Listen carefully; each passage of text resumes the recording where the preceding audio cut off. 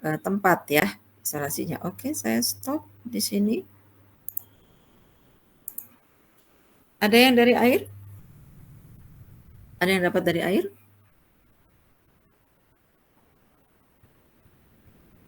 Ada yang lain dari mana dapatnya? Rizik, dari mana Rizik? Halo, Saya dapatnya yang secara in general aja sih, Bu. yang Jadi general kayak itu gimana? teknik sampling untuk tempat-tempatnya, jadi secara general penjelasannya kayak teknik sampling sampel padat, teknik sampling sampel cair gitu-gitu sih, Bu. Nggak secara spesifik. Oke, apa yang diceritakan di situ? Kalau Jadi padat, ada jenis teknik sampling ya yang pertama itu ada teknik sampling sampel padat. Jadi teknik yang digunakan ini untuk mengambil sampel berupa padatan seperti daging olahan gitu-gitu aja sih Bu sebenarnya Bu, nggak terlalu spesifik yang saya dapat. Ada teknik sampling sampel anaerob juga. Jadi teknik yang digunakan ini untuk mengambil sampel-sampel yang tidak boleh terkena paparan oksigen. Jadi oke. ya hanya sekedar in general aja sih. Ya, tetapi tetap ada spesifikasi ya bahwa setiap sampel itu membutuhkan tadi kan kalau anaerob kondisinya tertentu maka kita harus pertimbangkan dia harus anaerob ya pada saat inkubasi maupun pada saat penanganan itu harus cepat biasanya ya. Jadi ada hal-hal khusus tergantung apa yang diinginkan. Oke. Hal penting untuk mengetahui atau mendapatkan mikroba yang ada di lingkungan itu adalah dengan memisahkan dia dari lingkungan tersebut atau kita sebut sebagai isolasi. Nah, untuk kita bisa melakukan isolasi pasti harus sampling dulu. Jadi ini sampling dan isolasi ini nggak boleh keliru atau diusahakan sedapat mungkin mendekati agar seperti tadi ya, kalau memang mau ambilnya dari tanah, jangan asal ngambil dari permukaan tanah. Karena nanti kita tidak bisa menjelaskan bahwa bakteri atau mikroorganisme ini berasal dari tanah apa, padahal di situ bisa kebawa dari mana-mana. Gitu ya. Jadi yang berasosiasi kalau misalnya rhizosfer gitu. Rhizosfer itu adalah area di permukaan tanaman, akar tanaman. Rhizosfer, area di sekitar akar tanaman. Berarti kita ngambilnya harus yang betul-betul dekat akar. Agak digali, terus ketemu akarnya, akar yang kecil ya, bukan akar yang gede banget gitu. Beringin pun sekalipun ada bagian yang kecil, kita ngambil dari situ. Kalau perlu ada bagian dari akarnya yang bisa diambil gitu. Jika tidak, maka tanah yang dekat-dekat situ. Pastikan dekat-dekat situ dan tidak dekat permukaan. Yang akarnya agak lebih masuk ke dalam. Misalnya gitu ya. Untuk rhizosfer dan non-rhizosfer itu adalah area yang tidak ada akarnya. Nah, kita bisa ngambilnya yang tidak ada tumbuhan misalnya di lapangan gitu ya, lapangan yang tumbuhannya sedikit. Kita kan bisa melihat ada bedanya nggak sih area rhizosfer dan non-rhizosfer. Kalau yang banyak tumbuhannya seperti apa, yang tidak ada seperti apa, tetap tidak boleh langsung dari permukaan, tetapi 5 sampai 10 cm, paling aman 10 cm. Tetapi kalau kita ke lapangan, kadang-kadang sulit 10 cm itu dalam loh, lumayan. Kalau tanahnya keras itu galinya susah. Ya, jadi kalau teman-teman KKL nih, kakak-kakak kalian dulu, itu yang kebagian isolasi dari tanah bawanya skop. Ya, jadi kalau pergi KKL itu kan samplingnya beda-beda, ada sampling serangga, dia bawa jaring serangga, yang air atau bentos bawanya apa. Kalau mikroba tanah ya bawanya skop. Skopnya itu tidak hanya satu. Jadi kalau direncanakan di proposal ada tiga spot, tiga titik untuk pengambilan sampel, skopnya juga 3 yang sudah disterilisasi di kampus ya, dibawa terus dibuat gali, kemudian ngambilnya pakai apa? Pakai sendok steril. Jadi skopnya untuk menggali saja, menggali menghilangkan tanah yang di permukaan, terus yang kalau sudah ketemu sekitar 5 sampai 10 cm tadi gitu ya, diambil pakai sendok yang steril. Setiap titik pengambilan sampel maka alatnya diusahakan steril. Tapi kadang-kadang beberapa kasus mau ambil lagi tempat lain sudah habis nih, bawanya cuma 3 gitu, mau ambil tempat lain maka kita lakukan sterilisasi dengan alkohol, cuci bersih, sterilisasi alkohol, bakar dikit baru buat ngambil sendoknya gitu ya. Demikian pula skopnya disemprot dulu pakai alkohol, terpaksanya begitu pendekatannya ya. kalau bisa steril. Baik, karena supaya kita bisa mendapatkan ini loh mikroba dari tempat tersebut, ya. Lingkungan banyak, air, kemudian ada tanah, tanah juga tadi ada tanah. Kalau yang keras kita harus bawa sekop, kalau kemudian hanya cukup sendok kalau kita ngambilnya misalnya sedimen di laut atau di sungai yang kan tanahnya lebih lumpur ya, lebih banyak lumpur, itu masih bisa disendok. Tapi kalau kita mau ngambil di tanah di apa di hutan gitu itu tuh mesti bawa sekop. Oke. Nah sekarang kalau di lingkungan air gimana kita ngambilnya? Ya jadi yang dikatakan sampling itu sebetulnya mulai dari ngambil, menyimpan gitu ya, apakah perlu dilakukan atau tidak, menyimpan sebagian dari air tadi atau sampel tadi sebetulnya untuk analisisnya. Kita bisa juga memisahkan. Jadi misalnya dari tempat yang sama itu diambilnya 2 kali. Sampel dari tempat yang sama diambil 2, yang satu untuk dikirim ke lab analisis, yang satu untuk isolasi mikroba.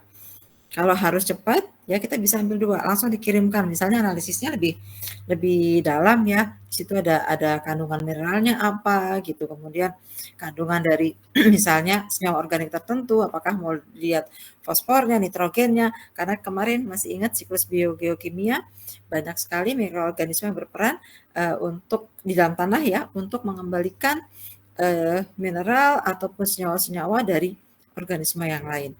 Maka kita bisa juga mengecek ini bagaimana fosfat terlarutnya, bagaimana jenis fosfat yang lain, atau kemudian protein. Itu kalau tidak bisa dilakukan di lab sendiri, kita akan kirim. Nah, kalau untuk mengirim berarti sampelnya harus 2. Yang satu dibawa ke lab mikro untuk dianalisis isolasi mikrobanya, yang satunya lagi yang sudah dikirim untuk analisis kimia. Ya, jadi tidak harus satu. Kalau satu nanti kelamaan nungguin dan mungkin terkontaminasi dan sebagainya. Oke, nah kalau air seperti apa? Air itu kalau sekarang sudah ada sensor ini, sensor bisa ngambil langsung di situ. Gitu. Biasanya ada cara dari sederhana sampai lebih yang kompleks gitu. Nah untuk air di sini penting nih. Sampling is only relevant, dikatakan relevan di sini. Hati-hati kalau sampelnya tidak relevan, hasilnya juga dianggap tidak relevan, ya.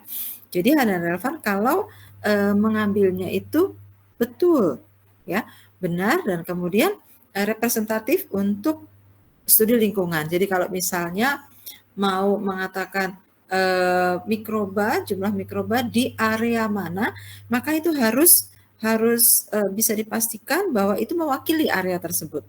Titiknya 1, 2, 3, 4, tanah juga sebenarnya gitu ya.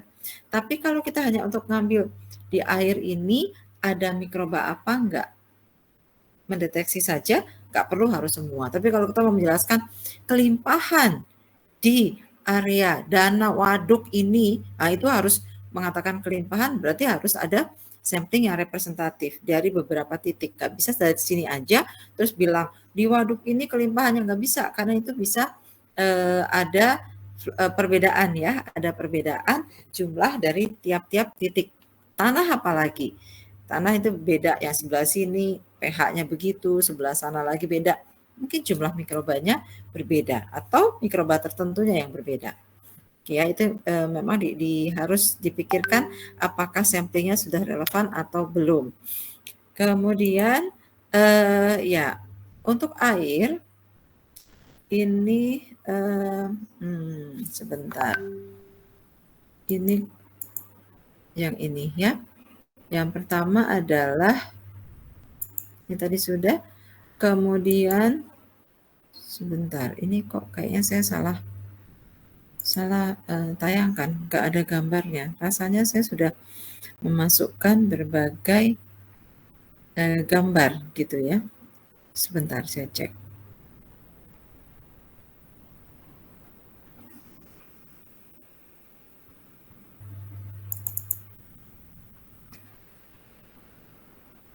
Stop dulu. Saya mau mengecek dulu.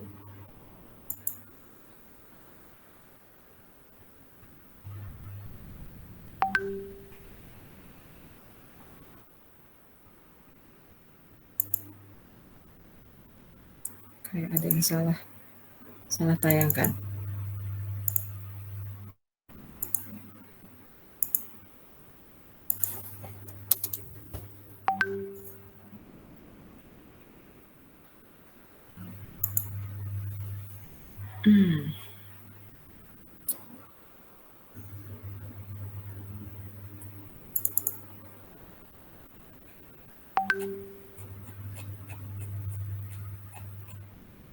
Iya ya, di mana ya yang sudah saya buat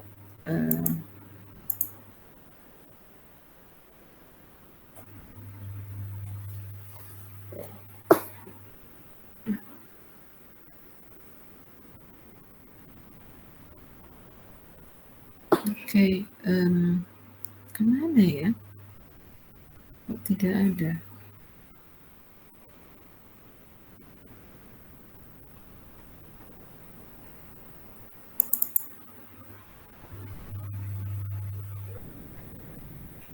Sebentar, nak. Kayak gini nih kebanyakan PPT.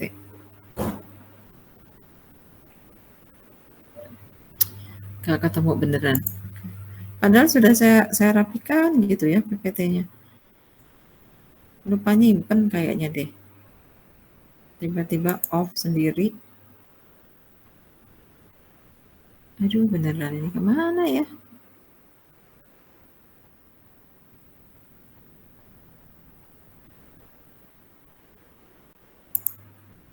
Sebentar, nak.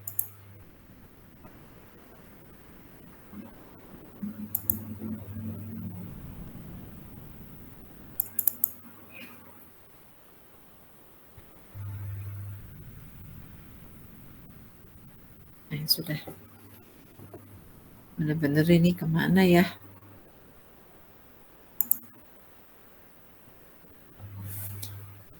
Baik, nggak apa-apa, nanti dibayangkan sambil biar cari lagi ya yang sudah lebih lengkap. Ini tampaknya yang saya tayangkan tidak tersimpan perubahannya. Oke. Collecting sample by hand. Jadi nggak ada gambarnya. Ini sebenarnya sudah dilengkapi sama gambar. Entah kemana ini gambarnya. Ya. Ini. Mengambil sampel air pakai tangan. Bisa. Jadi nggak perlu pakai alat khusus maksudnya. Kita bisa ambil pakai ciduk atau pakai alat yang kita beri tangkai kalau memang areanya luas gitu ya. Nah ini tetapi prosedur ini hanya bisa diterapkan kalau kita mau mengambil air permukaan. Ya, dari air permukaan. Apakah dari tepi ataukah dari, kalau pernah Bu Yani membimbing KKL mahasiswa S2 ya kalau waktu itu, kita ke Purwakarta. Purwakarta tuh waduk apa? Di Purwakarta dulu tuh. Namanya kok lupa. Ya, di waduk itu kita pakai kapal, kemudian ke tengah ya, ke tengah mengambil air dari situ. Tapi karena tidak bawa botol Winkler, botol yang apa namanya untuk ambil ke dalam gitu, terus jadi sudah pakai botol saja, tangannya nyelup gitu, diambil ditutup. Nah, botolnya harus gimana? Botolnya steril pasti. Botolnya steril, kemudian botolnya tidak ditutup dengan kapas, tetapi ditutup dengan tutup botolnya plastik gitu ya. Tutup botol plastik, kemudian dibukanya di dalam air. Jadi botol itu dalam keadaan steril, sudah disterilisasi di kampus, kemudian dibawa, kita naik kapal sampai beberapa belas meter dari tepi gitu ya, udah agak ke tengah dikit, satu titik, terus dicatat gitu titiknya di mana, kemudian itu tadi botolnya masukin ke dalam air beberapa senti ya, karena kan nggak bisa terlalu dalam. Terus kemudian dibuka, diisi dari air yang di dalamnya itu. Tutupnya di dalam lagi, ditutup di dalam, dikeluarkan sudah dalam keadaan tertutup. Jadi bukan diciduk begitu, tetapi dibuka di dalam, ditutup juga di dalam, dibawa. Sudah terisi. Nah, itu titiknya ada yang titik di tengah-tengah, ada yang titik di sana tuh ada karamba ya. Karamba, ngambil yang di dekat karamba juga waktu itu. Itu bisa kita lakukan kalau permukaan air. Apakah harus ke tengah-tengah? Tidak. Kalau air sungai pun boleh. Jadi mau ngambil air sungai, kemudian tapi caranya sama seperti tadi ya. Agak sedikit ke tengah sungai kalau sungainya tidak terlalu dalam. Kalau sungainya cukup dalam, ya pakai tangkai. Nah, kalau kayak gini terpaksa dibuka tutupnya.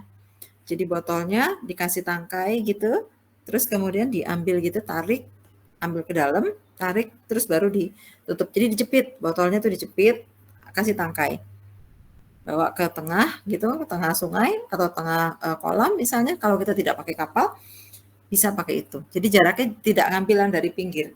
Ya, sama seperti pada tanah tadi, kalau dia di permukaan itu banyak yang terganggu, maka kalau itu perairan, bagian tepi itu biasanya juga banyak banyak interaksi ya dengan orang kah, dengan hewan kah, jadi ngambilnya agak ke tengah gitu. Oleh karena itu kita pakai tangkai.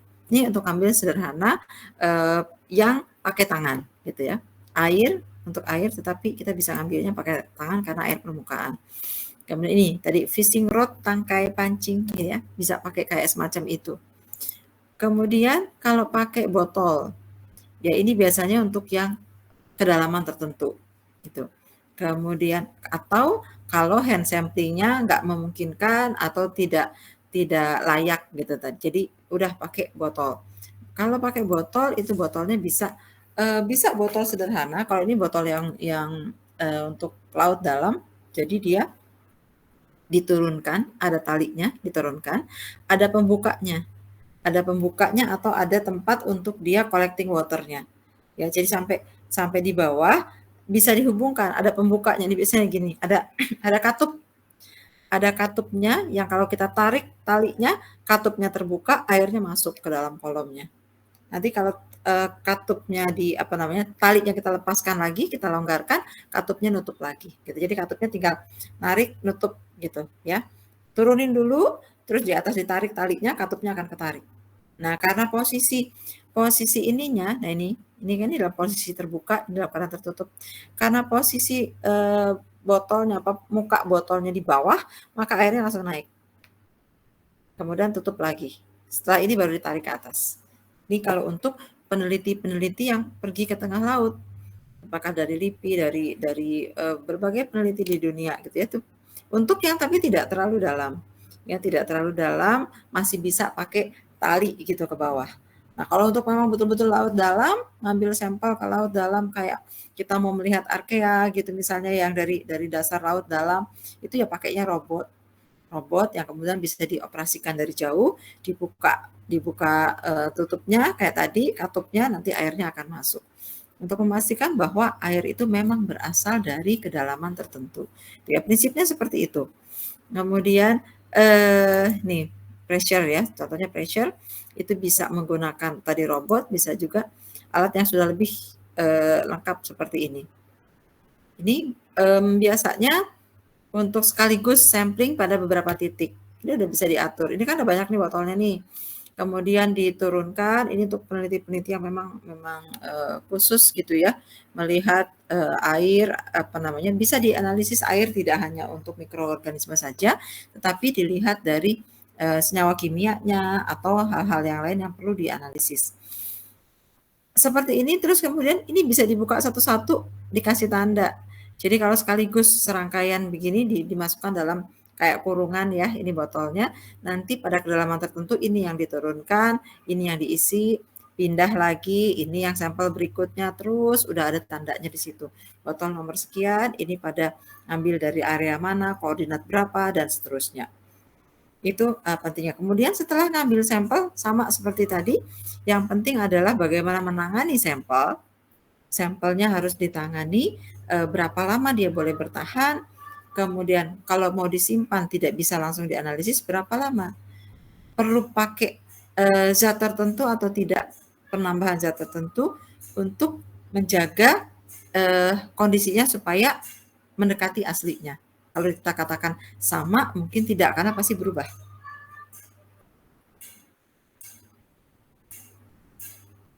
Berubah di jalan gitu ya. Nah, ini kalau tidak ya langsung masukin kulkas gitu. Masukin kulkas, tidak boleh terlalu lama juga, apalagi kalau untuk mikroba, sebaiknya tidak lama-lama. Kenapa kira-kira? Kalau kita ngambil dari air, gitu ya, sampling, mau dilihat isolasi mikrobanya, sebaiknya tidak lama nyimpennya. Kenapa? Ada yang tahu? Air.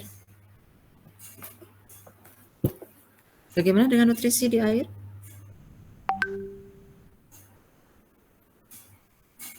Ayo teman-teman direspon dong. Menipis ya, Yulia, di air itu kandungan nutrisinya tidak sebanyak pada di tanah ya. Dan dia dalam keadaan mudah digunakan biasanya karena terlarut, sehingga akan lebih cepat habis.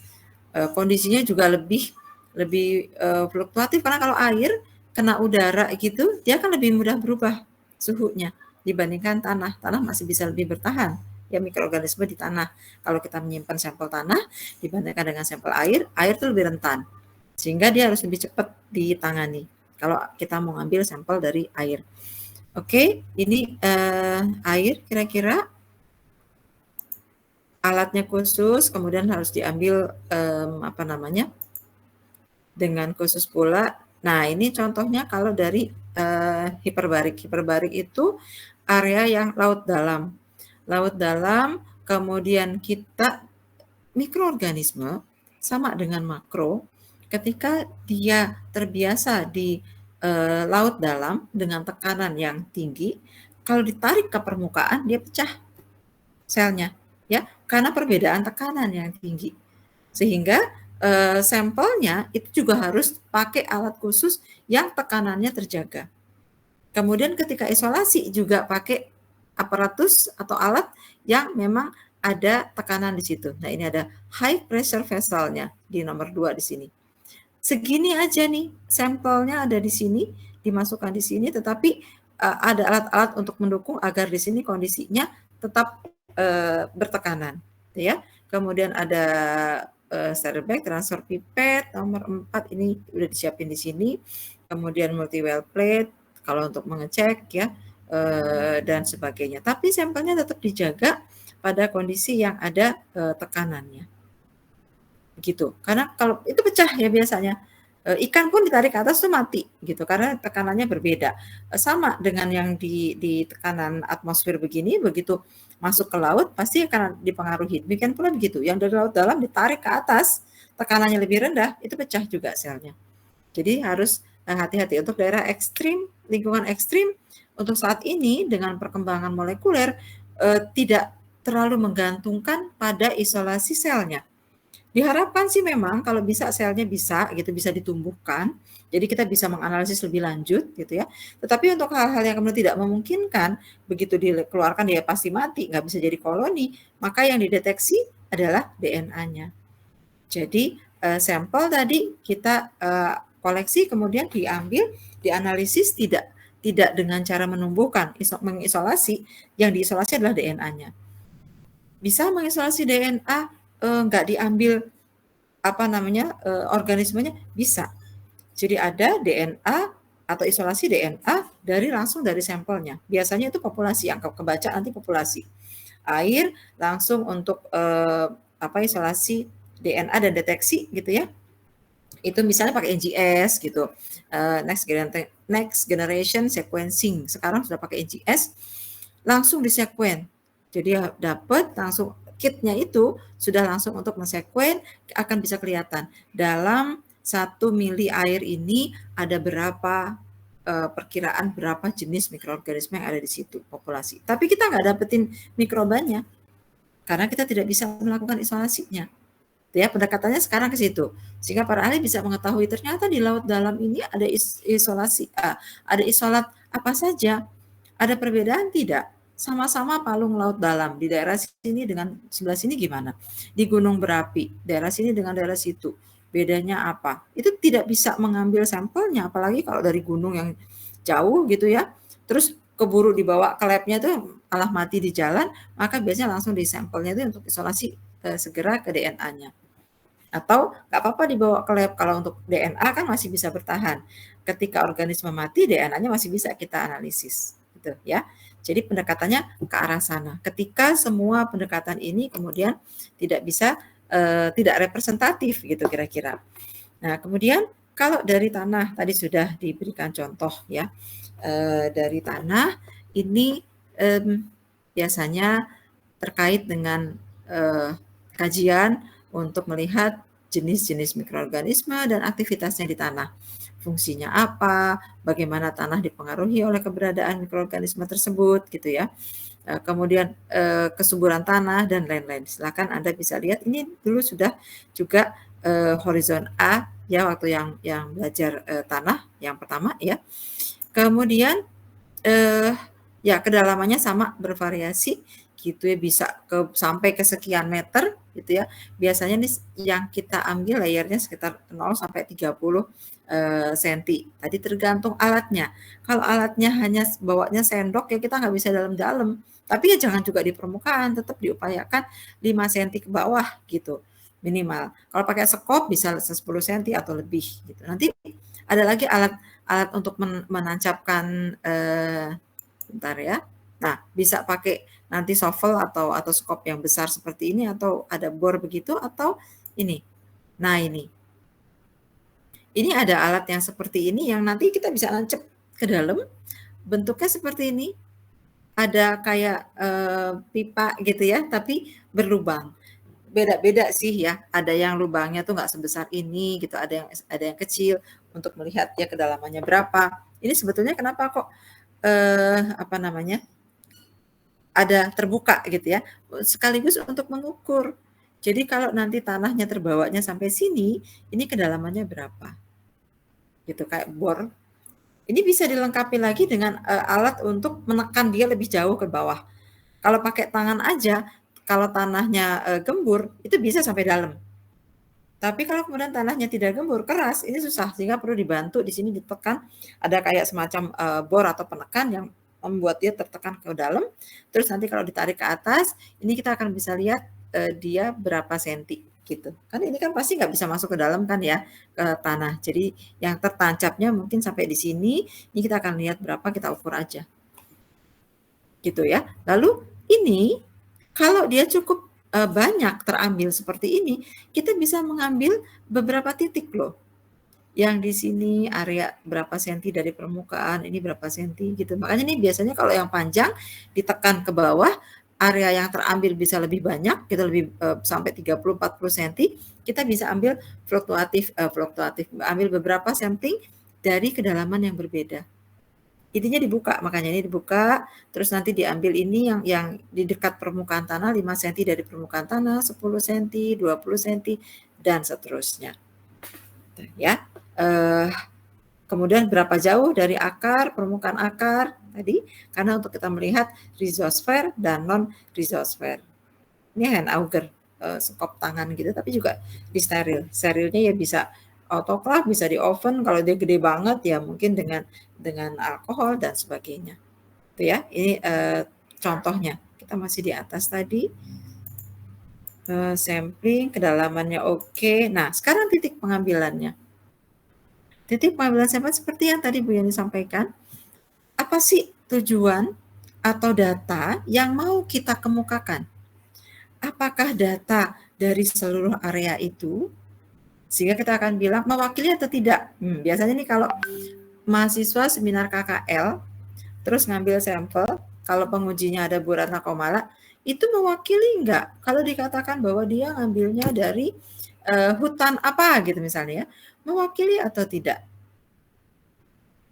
Nah, sekarang kita tinggal menjawab bahwa apakah kita memang mau melihat kelimpahan sehingga harus mewakili area tersebut, atau kita ingin mengambil mikroorganisme tertentu dari area tersebut. Jadi misalnya mengambil mikroba penghasil enzim selulase dari kawasan gitu, dari kawasan Taman Nasional Gunung Merapi. Ya berarti kita hanya ngambil dari kawasan itu, mengambil isolat mikroba, mendapatkan isolat mikroba penghasil enzim selulase atau fosfatase, pelarut fosfat gitu ya, dari kawasan apa? Kan kita tidak lihat kelimpahan areanya, tidak mau menghitung jumlah bakterinya, melihat kelimpahan. Beda nanti kalau misalnya kita harus lihat kelimpahan. Kenapa lihat kelimpahan? Nah, kalau misalnya yang mau dilihat adalah area bekas perkebunan sawit atau bekas dari hutan yang sudah dibabat habis, terus yang di sini masih hutan aslinya, mau dilihat bedanya. Perbedaan area mikrobanya pada area yang tadinya hutan gitu ya, kemudian dihilangkan pohonnya sudah beberapa bulan, dilihat terus dibandingkan dengan yang masih hutan aslinya di sebelahnya. Jadi ada 1 hektar, separuhnya sudah dipakai, digunduli gitu, separuhnya lagi masih dibiarkan, dilihat mikrobanya. Itu untuk menentukan misalnya kesuburan tanah. Bahwa ternyata kalau dibuang semua pohonnya, dari sisi mikrobanya seperti ini. Dan mikroba itu sangat terkait dengan kesuburan tanah. Kalau suatu saat mau ditanami lagi, dia harus apa? Nah, kalau seperti itu, maka harus banyak sampel yang diambil. Harus mewakili area tersebut.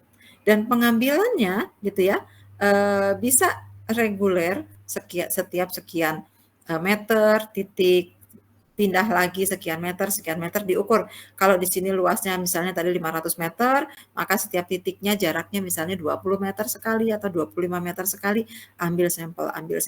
Ke bawah sini juga begitu. Dengan syarat tanahnya tentu tidak sulit untuk diambil sampel gitu ya. Kadang kalau itu penuh banget atau ada area kolamnya di sini nggak bisa diambil tanahnya misalnya ya, nanti bisa mengambil dari tipe yang seperti ini. Ada area-area yang bisa dilewati, jadi tetap ini adalah random gitu, random samplingnya simple random sampling. Jadi kita random ngambil aja karena ada barrier di situ. Di sini ada pohon besar, kalau misalnya pakai kayak gini nggak bisa, harus 25 meter. Begitu 20 meter ketemu tadi pohon gede atau ada jurang atau ada kolamnya atau ada apa, maka kita ngambilnya yang ini. Ya, random saja dikocok, diacak, ngambil dari titik-titik tertentu asal jumlahnya cukup mewakili area tersebut. Gitu ya, teman-teman. Atau ini stratified. Ada stratifikasi karena di sini tingginya beda, berundak-undak areanya itu ada yang tinggi, ada yang rendah gitu ya. Ada tadi kayak jurangnya sedikit dan lain-lain. Ini kita ngambilnya stratified. Kalau stratified ini adalah disebutnya tanah 1, 2, 3, 4. Kenapa? Ini areanya yang kita bagi.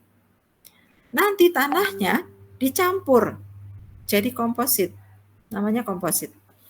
Dari satu area, dari ketinggian sekian, titiknya ngambilnya di ketinggian itu tentu beda-beda ya. Ini ketinggian 1 misalnya. Ini titiknya dari sini. Ambil simple random sampling, tetapi ada stratified-nya. Kalau sudah ini bisa dikomposit, dicampur jadi satu tanahnya tadi. Nanti mewakili area 1. Beberapa titik lagi dari area 2 campur mewakili area 2 dan seterusnya. Seperti itu ya. Jadi kalau tanah agak lebih mudah, kalau air tadi kan sulit ya. Kita sekian meter begitu biasanya agak jauh jaraknya karena air itu kan luas banget, agak jauh jaraknya. Lebih ke arah kalau air itu kondisi yang berbeda. Terdeteksi tadi ada palung, ada apa, kemudian di situ mungkin ada area, ada lamunnya dan sebagainya, itu dilihat dulu faktor di lingkungannya, baru kemudian titik-titiknya purposif jadinya ya, purposif. Bedanya tahu ya? Random dengan purposif? Tahukah? Ya, terima kasih Niki. Yang lain? Kalau purposive sampling itu apa? Ada yang tahu? Purposive itu ada tujuannya. Ya, saya mau ngambilnya dari sini, jadi nggak bisa random. Kalau purposive itu tidak bisa random, nggak bisa acak. Kalau acak itu kita tidak punya tujuan khusus, tapi pokoknya dari tanah, gitu ya, tujuan khusus yang bedanya gini. Kalau purposive itu misalnya mau mengambil isolat mikroba pada area rhizosfer tadi, dekat akar tanaman, tapi tanamannya misalnya Rafflesia. Ya, betul. Niki, terima kasih. Diambil dari tanaman Rafflesia. mau lihat kenapa sih Rafflesia ini kok tumbuhnya cuma di tempat tertentu. Selain dia berasosiasi dengan tanaman tertentu, Rafflesia dengan tanaman tertentu ya, apakah juga ada mikroba tertentu yang mendukung sehingga dia tumbuhnya di area ini tiba-tiba muncul gitu. Ya, bunga bangkai gitu ya, itu tiba-tiba muncul di sini. Nanti nggak muncul-muncul, itu muncul di sebelah situ. Boleh kalau meneliti itu ada tujuan tertentu, purposif. Jadi kita jangan sembarangan ngambilnya. Tapi di area yang memang dia ada tumbuh. Pas lagi numbuh itu diambil. Gitu misalnya. Atau mau mencari mikroba yang antagonis terhadap jamur gitu ya, jamur yang menginfeksi atau sebagai patogen di tanaman sawit misalnya gitu. Tanaman sawit, perkebunan sawit gitu terkena banyak jamur. Nah, mau mencari ininya apa namanya antinya gitu ya, yang antagonis terhadap jamur itu. Ngambilnya dari mana? Mungkin ngambil dari tanaman sawitnya atau akarnya tanaman sawit, tanahnya di sekitar situ. Jadi tujuan khusus mau ngambilnya dari tanaman sawit. Emang kenapa? Karena mau mencari mikroba yang punya potensi menekan. Kenapa harus ngambilnya dari situ? Kalau dia mau diaplikasikan kepada tanaman sawit, maka dia harus survive di lingkungan yang sawit. Jadi kita deketnya ambilnya yang ke sawit dulu. Gitu. Jangan kalau ngambilnya dari tanaman lain, dari akar tanaman jambu, boleh aja. Kali-kali dia juga bisa diterapkan di sawit. Tapi itu berarti tidak objektif. Nanti ada objektif sampling gitu. Ini random saja gitu. Boleh. Kalau objektif ada tujuan tertentu dan tadi purposif itu kita ngambilnya di area yang kita inginkan. Ya, kayak Bu Yani ngambil dari penelitian saya mengambil dari tercemar minyak, area yang tercemar minyak, ya udah itu berarti purposif. Kalau nggak tercemar ya nggak usah diambil, gitu ya. Ini coba contohnya ada yang sebentar nak, kayaknya ada waktu itu pekerjaan teman-teman KKL. Nah ini teman-teman KKL waktu itu KKL terakhir ini ya, terus nggak ada KKL lagi. Makanya Sela pergi praktikum lapangan, aduh pengennya sih ikut gitu ya, cuma dari awal tidak. Nanti mungkin semester depan atau semester berikutnya dijadwalkan untuk mikrobiologi lingkungan bisa ikut pergi kayak Sela gitu, ya pergi untuk ambil sampel. Ini saya juga baru kepikiran sekarang nih, Sela masih ikut apa enggak? Masih ya. Baru kepikiran sekarang, harusnya kita rame-rame gitu ya. Atau masih ada praktikum lapangan loh. Zoologi ke Pulau Seribu, mau nggak? Hah? PSA ya? Kapan itu?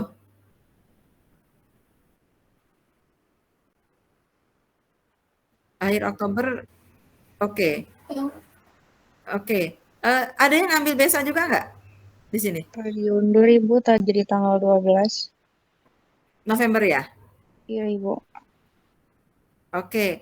Iya, ada praktikum Kolominogradsky, nanti ngambil sampel lumpurnya dari situ, ngambil isolasi dari lapangan, sekalian ke lapangan gitu, namanya juga mikrobiologi lingkungan, jalan ke lapangan gitu ya. Itu alternatif apa yang karena ini baru pertama kali offline. Jadi kemarin-kemarin saya tidak memikirkan ke situ, online saja dulu yang ada di sekitar. Sekarang sudah offline, sudah memungkinkan untuk ke lapangan. Pengennya bisa ke lapangan, apalagi KKL tidak ada. Waktu itu lingkungan juga tidak ke lapangan karena sudah cukup KKL. Saya berpikirnya terlalu besar nanti setiap praktikum pergi jalan keluar gitu ya. Kalaupun mau lingkungan itu, idenya lagi adalah ke perusahaan di tempat yang ada pengolahan limbahnya. Nanti melihat pengolahan limbah. Nanti ada materi tentang pengolahan limbah juga, tapi agak terakhir. Ya, jadi bisa pergi. Kalau sekarang pun mau misalnya pergi ke lapangannya adalah ke tempat perusahaan, apakah misalnya ke pabrik Pocari Sweat atau yang dekat-dekat tuh Pocari Sweat sama yang satu area di Sukabumi itu Pocari Sweat dengan Yakult gitu. Tapi nanti kita minta izinnya adalah melihat bagaimana mereka menangani limbahnya menggunakan mikroorganisme atau tidak gitu. Itu juga boleh sebagai pendekatan itu. Tapi jadinya nanti jalan-jalan dulu, idenya mah banyak. Cuma saya coba kepikiran, Kalau keluar itu kan berarti ada biaya gitu. Makanya kalau ini ada yang ke lapangan bisa diikutkan sekalian bareng gitu. Jadi kan tidak terlalu besar harus ngurus sendiri yang lain-lainnya. Gitu ya kira-kira. Ada yang ikut BSA? Ada yang ikut kah? Saya sama Syarifah asisten labnya Ibu. Asisten labnya, tapi bukan pesertanya kan? Iya, tapi tetap ikut sih Ibu. Iya tetap ikut. Nah makanya kalau emang itu, ya Niki, makanya kalau emang bisa sekalian microlink mau ikut, tentu ada kelompok. Jadi kalau yang Mila sedang bertugas jadi asisten, timnya saja yang kemudian bekerja gitu. Kesana ngapain? Untuk gantinya KKL. Saya kasih lihat dulu KKL-nya ya. Jadi ini, nah ini tadi termasuk yang purposive sampling. Purposive, ini random ding, sorry, random. Karena hanya mau melihat, bukan hanya, mau melihat bakteri selulolitik gitu ya, dari area mangrove. Kenapa mangrove? Kalau selulosa, enzim selulase gitu ya, enzim yang mendegradasi selulasa itu selulase. Selulase itu bisa beda-beda aktivitasnya. Nah, kita mencari di mangrove karena mangrove itu lingkungannya seperti apa? Ini wisata alam mangrove. Kemudian ini teman-teman lagi nyekop ya, ngambil sampel, bawa lampu spiritus juga, bawa tempat buat apa namanya box sampel juga. Ini nggak kelihatan ininya apa namanya mereka kelupaan menganalisisnya seperti apa gitu, lupa. Jadi saya bilang foto semua step, kemudian sampai ke lab pun bagaimana Anda buka, ya Bu lupa, tahu-tahu sudah jadi di cawan Petri, ya sudah nggak apa-apa, mengambil sampelnya aja diperlihatkan. Ini ada beberapa titik yang berbeda, gambarnya aja kelihatannya kayaknya sama, karena ini mangrove ya, mangrove. Kemudian ada titik juga yang tercemar limbah, jadi dilihat di situ, ini yang tercemar limbah yang ini kayaknya nih, ini nih, yang putih terus dia hitam, sebenarnya sini hitam gitu ya. Kemudian kita ngambilnya dari situ. Tidak bisa ngambil ke tengah karena terperosok nanti. Jadi tetap kita ngambilnya dari pinggir. Tetapi area ini adalah area yang tidak banyak dilewati orang. Jadi kita ada guide di situ. Apa namanya? Guide dari kan bersurat ya, bersurat ke Taman Wisata yang mangrove-nya kebetulan sedang tutup lagi renovasi. Jadi kita ke Taman Wisata Alam. Tetapi memang alhamdulillah karena sedang pandemi jadi tidak banyak pengunjung. Kita juga di hari kerja dan karena pandemi katanya memang sepi. Jadi area itu sudah selama beberapa bulan, setahun lebih lah ya. Setahunan karena 2021. Jadi udah setahun lebih itu memang tidak banyak di aktivitas manusia. Oleh karena itu kita bisa ngambil dan ini bagian ujung jauh banget gitu ya. Jauh artinya tidak di tempat banyak orang duduk-duduk, enggak. Masuk terus gitu sampai ke pinggir lautnya sana sampai kelihatan jembatan yang di apa namanya Kapuk ya. Kapuk itu kan ada jembatan yang ke tengah laut itu tuh kelihatan. Jadi kita ke arah sana. Di situ sempat jadi cerita saja. Sempat menemukan guci, ya guci. Terus udah jangan dekat situ. Saya bilang ambil ke tempat yang lain. Gucinya itu biasanya guci tempat pembuangan ini apa namanya abu ya, abu jenazah kan biasa di mungkin di daerah gitu, gucinya kecil, dilarung mungkin maksudnya ya, jadi dilarung di laut, entah apakah isinya sudah dituangkan dulu sebelumnya, kemudian gucinya dibuang, tapi nyangkut gitu, nyangkut di sini di agak ke dalam di akar-akarnya mangrove ini gitu. Jadi itu memang ke bawah air. Nah kita nyarinya yang terbawa air tetapi minyak gitu ya di situ. Ini diambil di situ. Jadi ini purposive sampling dengan tujuan yang minyak. Kalau yang lain yang selulase itu kita sebetulnya random, tapi randomnya juga ada beberapa area untuk menandai, misalnya di bawah mangrove yang Bruguera, kemudian mangrove yang apa, kemudian yang areanya tidak terlalu banyak mangrove-nya gitu. Mau dilihat isolat bakteri selulolitiknya seperti apa, gitu ya. Kira-kira terbayang ya teman-teman ya. Terus kemudian ya seperti biasa di lab nanti ada pengujian, dilihat ini isolatnya udah ketemu, kemudian dilihat ininya gramnya, lalu pengujian selulasenya seperti ini bagus, ada clear zone-nya di situ, gitu, menunjukkan bahwa dia punya kemampuan untuk menghasilkan enzim selulase. Nih, ya, ini ada nama-nama isolatnya. Itu kira-kira seperti itu. Ini areanya disebutkan apa enggak sih? Nah, ini ya. Jadi areanya disebutkan di sini, sekitar pohon ini jumlahnya dapatnya ternyata berapa. Sekitar pohon ini kita tidak bisa langsung ke akarnya karena pohonnya agak ke tengah gitu, maka disebutkan di sekitar. Sekitar tanah yang tercemar tadi, kemudian tepi muara. Ada koordinatnya harusnya dicatat. Gitu. Kebayang teman-teman ya, sampling ini real risetnya atau hasil riset meskipun kondisinya adalah programnya adalah KKL, ada yang KKL, ada yang program riset memang risetnya Bu Yani gitu ya. Ini yang KKL, ada pula yang pekerjaan-pekerjaan lain, apakah sedang latihan dan sebagainya.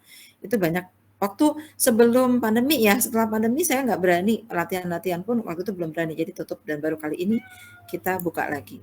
Oke, itu kira-kira teman-teman, jadi bedanya, sebentar saya share lagi yang tadi ya. Yang sampling.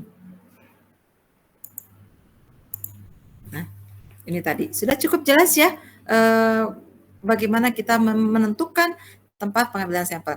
Nah, kalau kayak tadi kita misalnya jadi mau praktikum gitu ya, kemudian mau mengambil apakah di sana ada tanah tercemar atau tidak? Kemana sih? Pari ya? Iya, Pulau Pari. Ibu. Di Pulau Pari itu banyak penduduk ya, Miladia? Kurang tahu sih Ibu kalau banyaknya. Belum pernah ke sana. Saya belum pernah soalnya. Ada yang udah pernah ke sana? Maksudnya di daerah itu pemukiman banyakkah atau ada area yang lebih sepi gitu? Nah, caranya nanti akan bawa media. Kalau tadi yang di mangrove, karena mangrove-nya di Muara Angke, hanya ngambil sampel saja terus pulang, masuk lab, isolasi di lab. Tapi kalau yang langsung ke lapangan, itu isolasi di lapangan. Jadi bawa media, membawa kompor, membawa nggak pakai lampu spiritus, bawanya kompor. Kenapa? Sekalian buat mencairkan media. Membawa alat-alat yang lain, jarum ose dan sebagainya, itu dibawa ke lapangan. Sampai nanti selesai dari lapangan, kita sudah mendapatkan isolat atau isolat koloni yang ada di cawan Petri. Jika memungkinkan langsung diisolasi, dipindahkan ke selain agar, jika tidak dibawa ke lab dalam bentuk koloni, jangan kelamaan, langsung baru di lab dianalisis. Mau seperti itu juga boleh. Tiba-tiba nih kebayang nih ide, kalau mau jalan, maukah?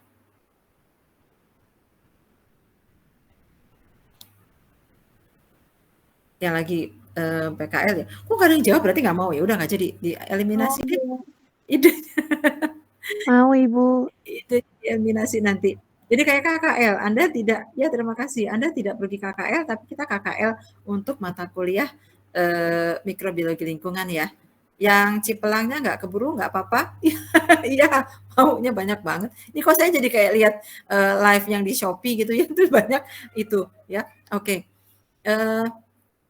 Nanti kita rencanakan, mumpung masih jauh ya Miladia ya, masih bulan November ya, diundur alhamdulillah, maka masih memungkinkan kita merencanakan atau merancang untuk praktikumnya di sana gitu. Jadi isolasinya di sana, nanti baru kemudian dianalisisnya nanti di lab. Bagaimana dengan yang masih PKL? Nggak bisa ikut ya Niki sama Ali ya?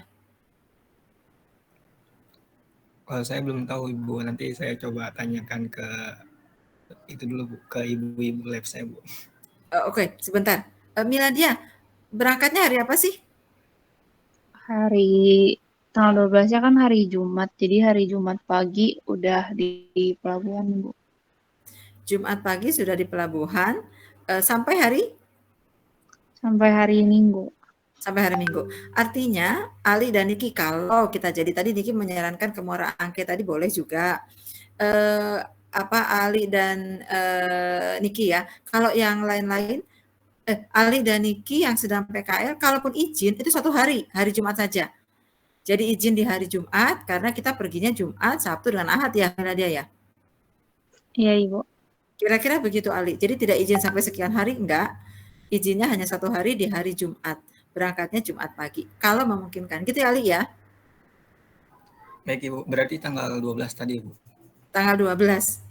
Tapi kita kan belum mematangkan. Boleh aja Ali kalau mau ngobrol dulu. Ada kemungkinan Bu, tapi kalau memang tidak bisa karena sedang analisis, ya tidak apa-apa gitu. Bu Yani tidak mewajibkan bagi yang PKL. Yang sedang PKL silahkan kerjakan PKL. Tapi kalau Anda ingin ikut dan diperbolehkan oleh tempat PKL-nya, silahkan ikut. Gitu ya, Niki dengan Ali tidak wajib. Kalau mau ikut boleh. Berarti kita nanti rencanakan ya harus bikin panitia nih. Kenapa, Li? Enggak Bu, tadi kalau nih Bu. Oke. Baik. Kayak gitu. Jadi nanti kita rencanakan dibuat panitianya. Ini Mila udah jadi asisten, udah tahu jadinya mungkin yang merencanakan siapa gitu. Rame-rame dong ya Mila ya. Senang ya dengan teman-teman BSA itu berapa kelas? Seangkatan 2021 sih, Bu. Anak baru ya? Iya. Semester 3. Oh ya tadi semester 3. Nggak apa-apa. Dengan adik-adik kelasnya. Kalau kita gayanya jadi seperti gaya KKL gitu aja. Kalau jadi ke sana. Atau tadi usulannya Niki adalah ke Muara Angke. Tapi tetap juga Niki, kalaupun misalnya ke Muara Angke ya 1 hari itu izinnya. Pada hari Jumat kita pergi ke Muara Angke, ngambil sampel. Hari itu juga kita langsung balik ke lab, isolasi di lab. Jadi pagi-pagi kita perginya ya sempat jalan-jalan juga sih, foto-foto gitu bisa. Gitu kemudian kembali ke lab. Jadi nanti silahkan Anda diskusikan apa mau yang pakai nginep pergi ke sana atau mau ke Muara Angke. Tanggalnya tentu tidak tanggal 12 ya kalau ke Muara Angke. Karena saya rencananya mau ikut juga gitu. Mau ikut yang ke Pulau Pari. Niatnya tadi memang mau ngambil sampel. Ikut kan ada Bu Ratna Komala ya, Mila ya. Ada Bu Ratna Komala, ada Pak Isnin, jadi saya sudah izin duluan, makanya saya tahu gitu.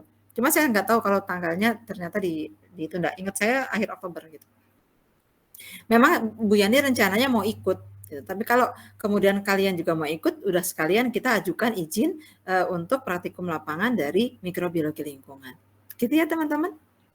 Silakan didiskusikan mau yang mana. Mau kita jalan yang dekat saja gitu. Terus kemudian dianalisis di lab atau mau yang tadi ikut dengan tim yang ke Pulau Pari. Oke, nanti didiskusikan sendiri terus keputusannya bagaimana. Tapi jangan lama-lama supaya kita bisa merencanakan. Seandainya mau ikut yang sana berarti kan kita harus kasih tahu ya. Oke, ini kalau misalnya pakai ya ekskavasi tanah itu kalau dipotong gitu, ini kelihatan area-areanya, zona A, B, C, D-nya nanti bisa diambil terus dikumpulkan seperti ini. Ini yang tidak dilihatnya tidak steril biasanya untuk analisis kesuburan tadi, analisis mineral tanah, analisis batuan-batuan gitu ya yang ada di situ. Tapi kalau untuk mikroba diambil langsung tentu dengan prosedur yang aseptis, itu ya kira-kira ya. Ya, ini tadi kalau supaya representatif, mengelompokkan, dicampurkan, terus tadi ya disaring supaya sampelnya itu homogen. Saringnya tentu ambil yang steril. Jadi mencampurkannya supaya homogen. Kemudian ini ya kalau menghindari kontaminasi, tadi Ibu Yani sudah sampaikan, bisa dicuci, dibilas pakai etanol, mungkin lebih dari sekali. Cuci dulu bersih, terus kemudian diguyur pakai etanol, dikeringkan, guyur lagi pakai etanol, ya. Kemudian biasanya lebih dari sekali kalau saya semprot, kalau tidak diguyur semprot sampai basah gitu ya. Setelah dicuci tentunya, karena kalau masih ada tanahnya disemprot ya malah kemana-mana gitu. Jadi tetap harus kita cuci dulu pakai sabun, kemudian dibilasnya, rinse gitu ya, pakai etanol disemprot sampai basah semua. Terus dilap, semprot sekali lagi, lap lagi pakai tisu. Baru kita pakai ini. Ya, kira-kira. Kalau tidak cukup 1 kali. Baik, kemudian ya ini kadang ini untuk kalau yang tanah itu ada agregat. Kalau dapat yang gumpalan tanah, itu bisa juga kalau ingin lihat bagian dalam dengan bagian luar. Misalnya seperti itu. Ya, oke. Disimpannya tadi 4 derajat kalau memungkinkan, jika tidak ya sudah dalam plastik klip saja disimpan kemudian dibawa ke lab. Ada surface, ada subsurface, analisisnya apa, kita pertimbangkan kepada medianya, kalau bakteri pakai medianya apa, kalau jamur pakai apa ya. Nah, Satu lagi yang terakhir dikit lagi nih ya. Ini tadi sudah disampaikan oleh Niki untuk yang di lingkungan rumah sakit. Mana tadi? Enrichment. Ini. Ada enrichment itu pengayaan. Ada kondisi-kondisi tertentu yang bakterinya kalau diambil itu nggak bisa langsung tumbuh karena kondisi spesifik. Contohnya kayak Bu Yani mengambil dari tanah tercemar minyak. Kalau diambil terus langsung dimasukin ke NA, itu kemungkinan yang tumbuh sedikit. Ya, jadi kita harus melakukan supaya dia banyak dulu jumlahnya. Dilakukan pengayaan. Kita tumbuhkan ke dalam medium cair, yang medium cairnya diberi minyak. Itu supaya mikroba penghasil minyaknya tumbuh dulu banyak. Gitu. Setelah tumbuh baru kita isolasi. Itu namanya enrichment, ya, pengayaan. Gitu. Itu kalau Bu Yani karena ngambilnya dari tanah tercemar minyak. Kalau mengambilnya ini termofilik, ini maka sampelnya sebelum diisolasi diinkubasikan dulu. Jadi sebelum tanah tadi sebelum diisolasi. Kalau Bu Yani tadi tetap sebelum diisolasi juga ya. Jadi sampel tanahnya 5 gram dimasukkan ke dalam medium mineral, biasanya menggunakan medium mineral, bukan NB, bukan nutrien cair, tetapi mineral, hanya mineral saja, tidak ada karbonnya. Sebab apa? Minyaknya itu akan digunakan sebagai sumber karbon utama satu-satunya supaya yang tumbuh betul-betul mikroorganisme yang mendegradasi minyak. Jadi medium mineral diberi minyak, apakah minyaknya itu oli bekas, ataukah crude oil, ataukah mau minyak jelantah, tergantung kita mau ngambil mikrobanya dari yang tahan bisa memecah minyak yang mana. Ya, di situ ditambahkan mineral sudah disteril, tambahin minyaknya juga udah disteril, oli bekas yang kemarin Bu ini pakainya ada oli bekas, ada oli baru, ada crude oilnya minta dari Cepu ya untuk penelitian S3 itu dari pengeboran minyak Cepu. Kebetulan karena punya teman yang di Lemigas jadi bisa punya akses, kemudian diambilkan yang dari Cepu gitu. Sebenarnya dari Jawa Barat ada ya Balongan itu juga ada, tapi saya dapatnya dari Cepu. Kemudian dimasukkan ke mineral tadi, sampelnya diambil 5 gram, ditumbuhkan dulu, diseker. Berapa lama? 5 hari, 5 sampai 1 minggu. Waktu itu saya makainya 5 hari. 5 hari dibiarkan, dikasih minyak sama itu tadi, minyak dan air mineral, ya mineral, medium mineral, terus baru diisolasi. Diisolasinya ke medium yang diberi minyak, tapi saya pakainya ya medium mineral juga, medium mineral tapi padat, kemudian pakai minyak, satu-satunya minyak sebagai sumber karbon. Maka yang tumbuh adalah mikroorganisme yang mendegradasi minyak. Ini yang disebut sebagai kultur enrichment, pengayaan. Dari air ataupun dari tanah, dari manapun boleh kalau memang kita perlukan enrichment. Ya, sebab kalau dia langsung masuk saja ke medium Na, nggak dapat untuk bakteri atau mikroorganisme yang punya kebutuhan khusus. Tapi kalau kita hanya lihat, kalau kayak selulase tadi itu umum, sebab di selulase di alam ada ya. Yang seperti itu masih umum, masih bisa kita langsung masukkan ke nutrien agar. Tapi kalau yang kayak gini, larut fosfat atau kemudian tadi degradasi minyak, itu harus pakai enrichment dulu. Ini namanya enrichment.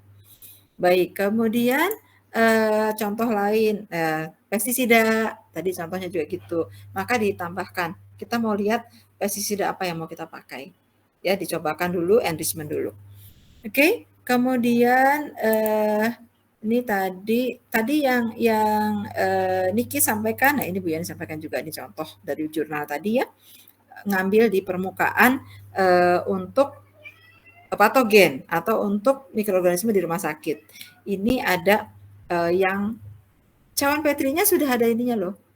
Ini cawan petrinya, agarnya ini nongol ke atas. Ini bukan tutup. Jadi dibuka. Cawan petri, model cawan petri yang agarnya ini bisa ke atas. Jadi dicetak gitu. Nanti ditutup, tutupnya dibuka, diangkat, dia akan berbentuk seperti ini. Kalau kita kan cawan petrinya dia di dalam gitu ya, agarnya. Kalau ini justru nongol ke atas gini. nanti tinggal dibalikkan ke permukaan yang ingin kita uji. Meja, misalnya meja operasi, terus plug di ujung sebelah kanan, satu lagi sebelah kiri. Dibalikkan aja gitu, calon petrinya berisi media, nanti diangkat, tutup, terus inkubasikan. Itu metode yang langsung medianya nemplok ke situ. Ada pula yang pakai, ini media juga nih sebenarnya. Media, dia di dalam suatu wadah gitu, masukin ke situ, gitu ya. Kemudian ini namanya deep slide biasanya, ya deep slide nih. Deep slide, jadi dia ada di dalam, kalau beli gitu ya, dia ada di dalam wadah, udah siap pakai. Tinggal ketika kita mau pakai, angkat aja, tempelkan. Ada 2 permukaannya, kiri kanan. Nanti terus dianalisis gini. Ini deep slide ini, hasilnya seperti ini. Kalau kita pakai deep slide, pakai SPOS dan seterusnya. Yang terakhir, kita dikit lagi ya. Ini kalau di tempat-tempat bersejarah di candi gitu, itu kan seringkali terkena lumut ya. Ada lumutnya atau ada organisme yang melapuk, kan bukan cuma lumut. Nah, kita bisa mengambil mikrobanya. Apakah ada mikroorganisme yang berperan dalam pelapukan? Kalau kita tahu mikroorganismenya apa, bagaimana dia bisa ditekan, maka penanganan terhadap situs bersejarah itu bisa lebih tepat. Gitu. Itu coba bayangkan, mau sampai kapan itu kan diharapkannya seterusnya gitu ya, kita tidak tahu sampai kapan bangunan-bangunan bersejarah itu jangan sampai runtuh, rusak. Jadi Borobudur itu penanganannya betul-betul. Sekarang mahal kan ya? Sudah mulai mahal belum masuk Borobudur? 500.000 atau berapa gitu bisa masuk ke situ. Karena sudah dikhawatirkan itu tadi, dengan banyaknya orang, banyaknya kontaminasi, dan kontaminasi itu sebetulnya bukan hanya dari lumut gitu ya, yang besar-besar, tetapi dari mikroorganisme. Cuaca juga mendukung, maka harus dijaga betul, dan mikrobiologi berperan ke situ juga. Ya, bukan di lingkungan yang biasa kita lakukan tadi, tanah air dan sebagainya, tapi juga di tempat-tempat bersejarah. Nah, ini kalau seperti ini kita pakainya ada filmnya gitu ya, film. Ini film ini kemudian ditempelkan, nanti hasil dari tempel film ini diletakkan di dalam medium gitu ya. Ini contoh kalau misalnya melihatnya lumut kerak nih. Ini adalah pada kuil angkor di Kamboja. Ini begini, tempelkan, terus karena ini yang diambil memang lichen ya, lichen ini seperti ini. Kalau mikroba tadi pakai medium, bisa saja mengambil ini, tetapi menggunakan deep slide gitu ya, atau ini, lalu kita tempelkan langsung di dindingnya. Tumbuhnya pasti akan banyak banget karena dia rapat nih. Ini kalau sudah kayak gini, merembet kemana-mana, lapuknya cepat. Itu adalah tempat-tempat bersejarah. Oke, ini memang last slide gitu ya, slide terakhir. Jadi saya hanya memberikan gambaran secara umum saja. Anda boleh cari melengkapi tadi, apakah ada dari jurnal yang Anda dapatkan, ada yang berbedakah? Tadi yang belum tuh misalnya ambil dari daun tuh bisa replika plating. Jadi daunnya langsung diambil, kalau daunnya kecil, digunting gitu ya, terus kemudian langsung ditempel ke medium. Nanti kalau sudah diinkubasikan, diangkat, area di tempatnya daun itu ada apa aja. Itu boleh begitu. Bisa pula daun pakai maserasi, cemplungin langsung ke dalam mediumnya, terus kemudian air cair ya, dia dicemplungkan ke pelarut gitu, terus kemudian diangkat. Istilah maserasi Anda sudah temukan di biokimia ya, maserasi untuk mengekstraksi. Nah, ini juga maserasi ketika kita memasukkan sampel untuk isolasi mikroba. Mudah-mudahan sudah cukup jelas secara umum. Kalau ada yang menemukan di dalam jurnal tadi ada yang berbeda, boleh di-share ke temannya. Bu, saya dapetin ini. Oh, oke. Jadi kita bertambah lagi informasinya. Gitu ya teman-teman ya. Boleh buka kamera, kecuali yang lagi di jalan, nggak usah. Kalau Sela masih mengikuti kuliah kita hari ini. Sayang banget ya Sela nggak sempat ngambil sampel, karena sayangnya nggak bisa. Ini hari ini juga sudah harus ke borang lagi Bu Yani dalam 3 hari, Rabu, Kamis, Jumat, di lantai 6.